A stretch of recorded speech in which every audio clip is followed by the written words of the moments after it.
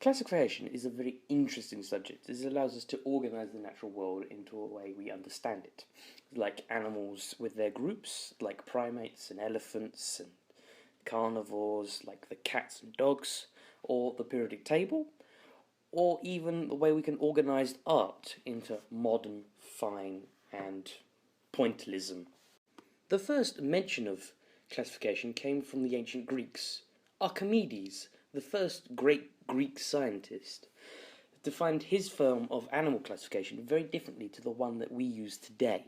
He used three classification families: the land, sea, and sky.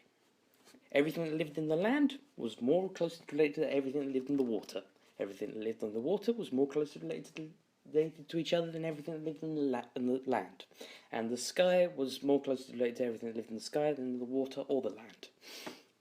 This meant that whales were not part of the mammals that we know them to be, but part of the fish, and the turtles were also part of the fish in the water. A lizard was closer related to a cat than it was to a crocodile, and a bird was closer related to the bat than it was to, say, an ostrich. Animals today can be classified in a very different way. They have 8 classes that they go through. So the first class is kingdom, that tells you if you're a bacteria or an animal. The next class is phylum, then it's class, a bit pointless that one, order, family, genus, which tells you the rough idea of the species, so if it was a T-Rex, it would be Tyrannosaurus, and then species, where, and for a T-Rex again, that would be where the Rex comes from.